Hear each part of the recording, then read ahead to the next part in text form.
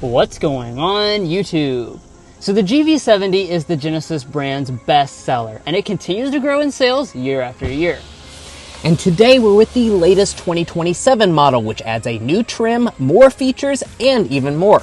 So is this an excellent choice over rivals like the BMW X3? Well, let's go ahead and find out.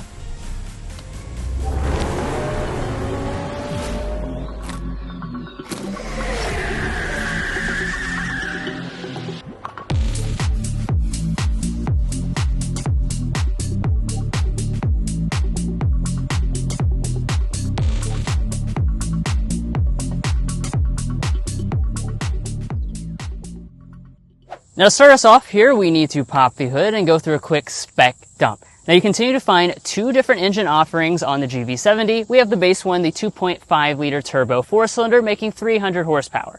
It's paired to an 8-speed automatic transmission. You have standard all-wheel drive, and the combined fuel economy is 22 mpg.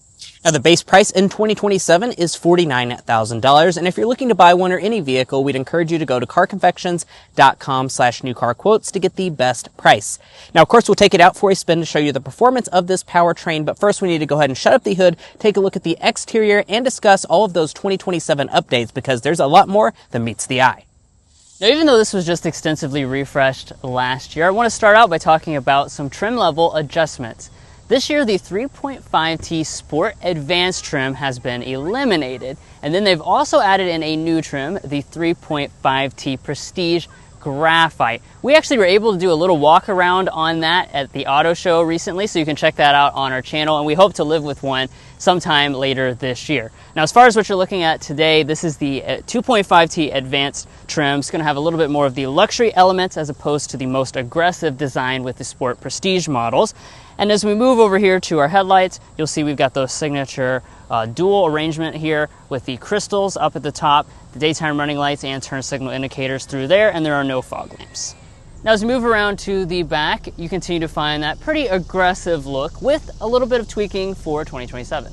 So what are those tweaks? Well, as you might be able to tell, it has a very sleek overall design, and that's because Genesis has actually gotten rid of every badge besides for the Genesis badge. So no more GV70 and no more all-wheel drive badge over here. So that kind of gives you that cleaner aesthetic. I do actually like that change. We have a spoiler right up here, a wiper as well. And let's take a look at our taillights. So our taillights are going to be full LED for this. So you have your LED brake light, your turn signal, and then I like that the top light goes all the way across the back. Your reverse light's integrated into the lower bumper. Speaking of the lower bumper, you can get exposed exhaust outlets just on the sport trim levels though, and your tow capacity is 3,500 pounds regardless of engine. Now for wheel options, you continue to have selections from 19 to 21 inch alloys, but what they've actually done is given you a new wheel design for the middle trims this year. So that includes what you're looking at right now. So we've got a 19-inch kind of dark gray finish alloy with a simple and classy design. I think it's definitely an improvement over the previous silver alloy that you would get. Now as we move on up, of course, you have all the body color finish through there, no cladding or anything like that. And up here at the mirrors, we have all of the features. These are actually included on all but the base model with blind spot monitoring, heating, auto dimming, and power folding. Now at the side of the GV70, overall vehicle length is 185.6 inches, which is a good size for the segment, and in terms of design, you have that very sleek overall aesthetic. Now we have a chrome window surround on this particular model. However, I do want to point out, new for 2027 on your sport models, that's going to be replaced with a black trim instead of the previous darkened chrome. We have roof rails up here at the top, and we also have some new colors for 2027. You add bearing blue, and you can also get series blue matte, so some really cool blue additions this year. Now when it comes to your safety systems, you get all of those as standard equipment, and that will even include things like adaptive cruise control with highway drive assist 1.0. Also new for 2027 is the fact that you get highway drive assist 2.0 on the Sport Prestige 2.5 and above. But guys, let's go ahead and talk about the interior because there's some changes in there as well. But first, if you're new here, we're brothers and we've been reviewing cars since we were 12 and 16. We started young, and since then, we've reviewed over 2,000 cars at every price point. No matter what you're looking for, from our long-term vehicle videos to our side-by-side comparisons, we'd love for you to subscribe to be a part of our Car Confections family. Let's learn a lot and have some fun with all the latest cars. All right, now let's move to the inside. First here is our key fob. It's the Genesis key fob, looks pretty nice. You have standard smart entry as well as remote start, and then digital key and smart parking systems are on your upper end examples. Now walking up to it, you'll see the mirrors fold out. Just grab behind the handle, that will unlock the door. And then we can check out the interior. Just like with the outside, this was refreshed last year to have the latest and greatest technology and features. But before we get into any of that, I want to start by talking about the seats. So on this model, you start with a leatherette seat. As you move up the trim structure, you go to a real leather. And then finally on your loaded models, you get a quilted Napa leather. Now what we're looking at here is a genuine leather. It is a very nice quality here with perforation and stitching details and color contrast piping. I also want to mention that there's a lot of color options on this GV70, especially depending on which trim level you choose. They have tweaked some of the combinations this year, so a lot of people were kind of upset about the orange seat belts with the beige interior. That has actually been eliminated, and then some of the orange stitching on certain interior color combinations have been made to look more red, just to be a little less bold overall. Now, as far as the seat controls, you can see we've got a power adjusting seat on all models with 4-way lumbar support. You get additional adjustments as well as ergo motion massage on your top models. Let's go ahead and climb inside. Now as I close up the door, let's look at the rest of the cabin materials. There actually has been an update for 2027, and it's the fact that we've got a new backlit trim over here on the door panel. This is, not even a fully loaded example. You do get that where it just lights up with the ambient lighting. Looks pretty cool.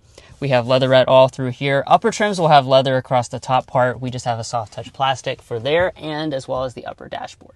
Through the center section, we've got a leatherette with stitching details and then an aluminum trim through there. No padding through the center tunnel unless you get a higher end example. Now let's fire it up.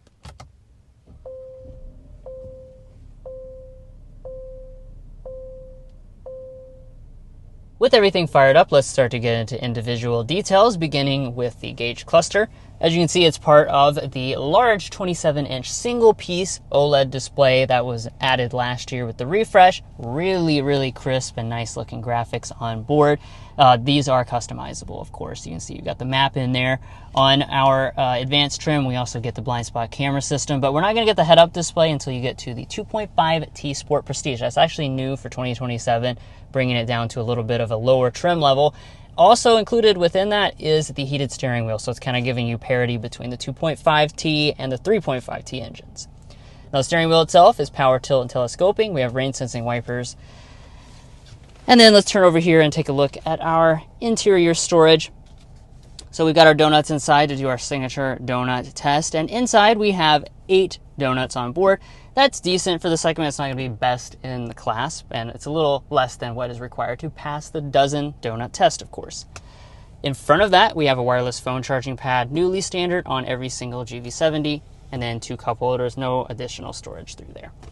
As far as the shifter, you have this rotary style here. It does have ambient lighting inside of it. It's made of real glass. Twist over to R for reverse. The 2.5T Advanced is where you get the 360 camera. As you can see, you have active trajectory and also the ability to go into the 3D view. Press that P there for park. Then in front of that, you have your standard fingerprint reader that can actually start the car with the digital key. And then you've got a knob here to adjust the infotainment system if you prefer to use that. Forward of that, we have our drive controllers through there. And then as we go a little bit further up, that brings us to our climate control panel. Now your main temperature adjustment is done with these knobs, and then you also have kind of a touch panel here for some of the additional functions. You have either 2-zone or 3-zone automatic climate depending on the trim level, and you can see you can adjust the rear like so. Heated seats, you'll see that on almost every single model, and then ventilated seats 2.5T Advanced and above. Now you've got your volume knob here to control your different audio systems. Most models will come with the 16-speaker Bang & Olufsen premium sound system. So if you want, grab some high-quality headphones and listen along with us for a quick sample.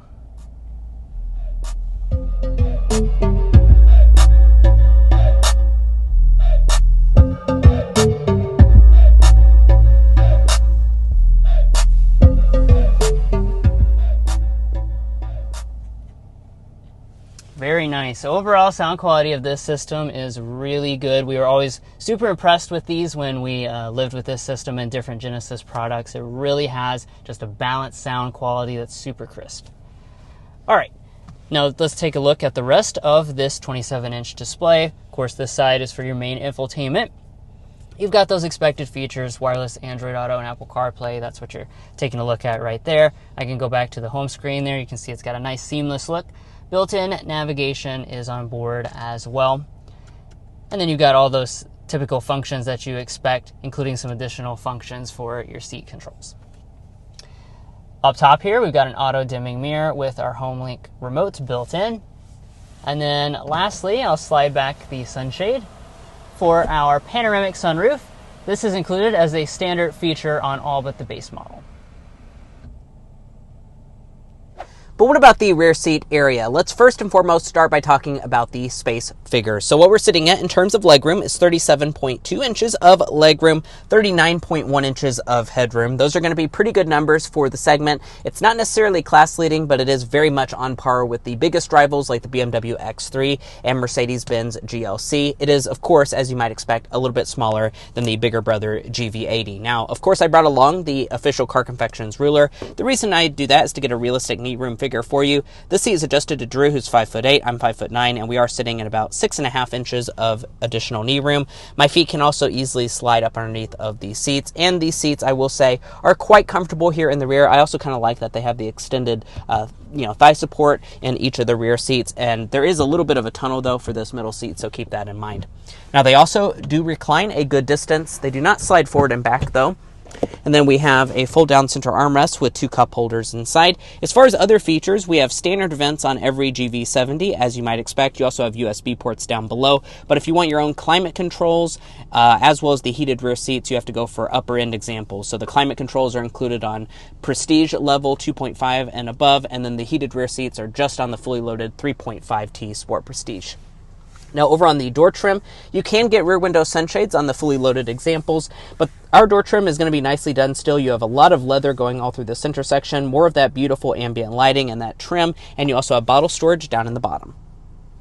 Now, walking up to the tailgate, you get a standard hands-free power one across the entire lineup. And what about overall cargo capacity? Well, we're sitting at about 29 cubic feet of cargo capacity behind the second row of seats. If I use the handles, which are located here on the side to fold the seats 60-40 split, I'm going to have a maximum of around 58 cubic feet of cargo capacity. So those are going to be really good numbers overall for the segment. It is not necessarily the class leader, though. I will say the new BMW X3 does have it beat when it comes to space. It's about 11 cubic foot more as a maximum. Now, speaking of all those rivals that you could be looking at, we'd encourage you to go to carconfections.com/vehicle rankings. We've looked at all the luxury compact SUVs for sale and ranked them in individual categories, things like cargo capacity, interior luxury, technology, powertrain choices, and value. And you can sort the chart based on the categories that are most important to you to really make an informed buying decision. So we definitely recommend you check that out on our website before you make your purchasing decision, so you can look at all of the options in one place. Now, let's go ahead and get our cargo length, width, and height figures. The seats do fold completely flat with the load floor. That is really quite nice. Behind Drew's driving position, we're looking at 72 inches of cargo length. From behind the second row, 36 inches of length. The opening, 41 inches wide, and the height, that's going to be on the shorter side due to the sleek profile of this vehicle, 27.5 inches. And then the load-in height, right at 30 inches. Now, underneath of the floor, there is a little bit of extra space. You also do get a spare tire.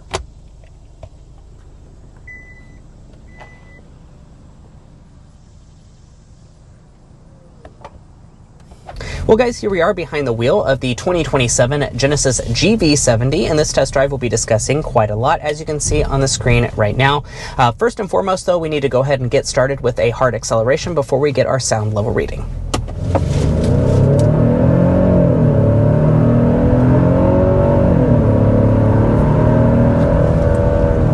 All right, 60 miles an hour. Pretty quick here with the GV70. 2.5T. So, as I mentioned at the beginning of the spec dump, this is the standard engine option for this model. 2.5 liter turbocharged 4-cylinder engine, 300 horsepower, 311 pound-feet of torque. So those are pretty good power numbers. It's actually not a giant discrepancy between this and the 3.5 liter twin turbocharged V6 engine, which is the upgrade for this model.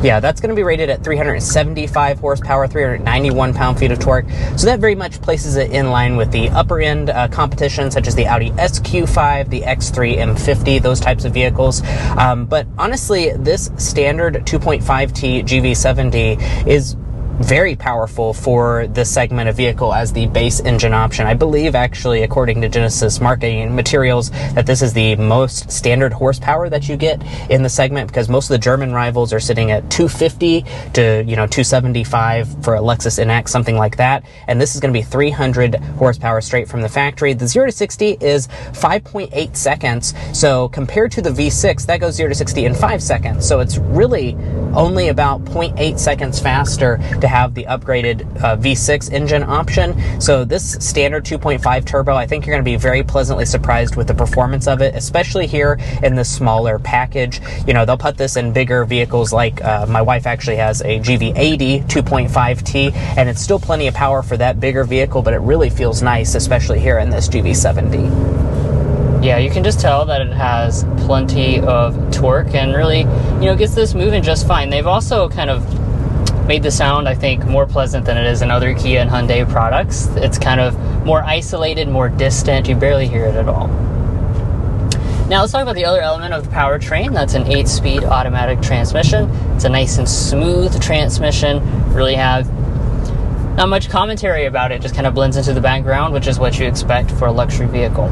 Yeah, and you also have standard all-wheel drive, and I want to go ahead and get our sound level reading since we're on our designated strip of road for that. I put it on fan speed 1, and all of our vented seats are off so we can see how quiet this cabin is.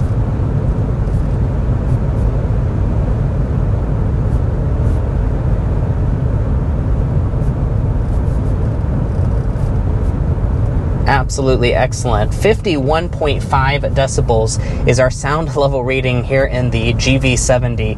And keep in mind, we're not even in the fully loaded model. This is a mid-trim. Now, we don't sit here and guess how it compares to the competition. We can actually find that on our website, carconfections.com/sound level readings. Compared to the competition, yes, this is not the quietest luxury compact. However, it is very, very much with the top options. That test almost exactly the same as the Sport Prestige model that we tested last year, and it's just ever so slightly louder than an X3 and an Audi SQ5.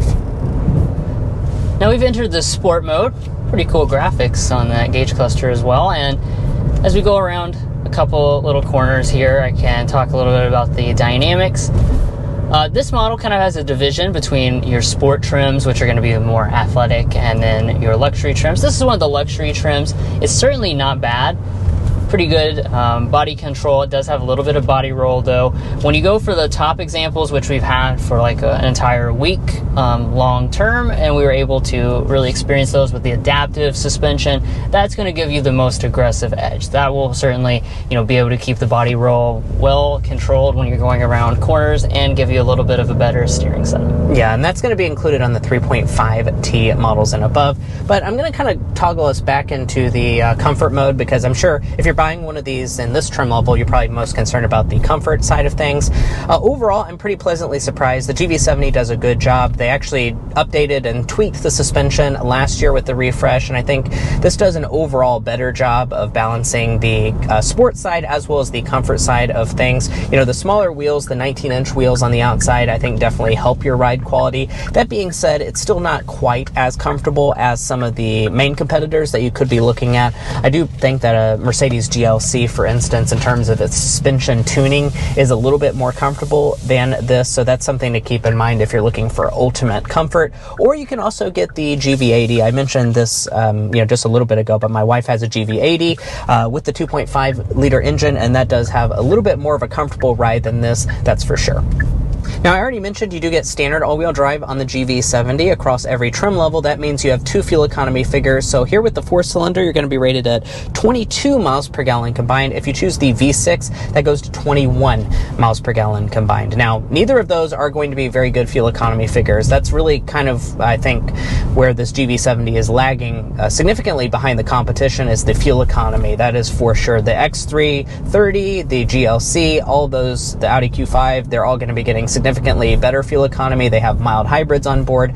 You don't have that here with the GV70, and you also don't have a hybridized option at all. So, you know, that is something that they, I believe, have seen some spy pictures of. Genesis said they're going to be offering hybrids shortly. It's not here for the 2027 model year yet, unfortunately, and you will be paying the price for that in terms of your fuel economy because it's not very good.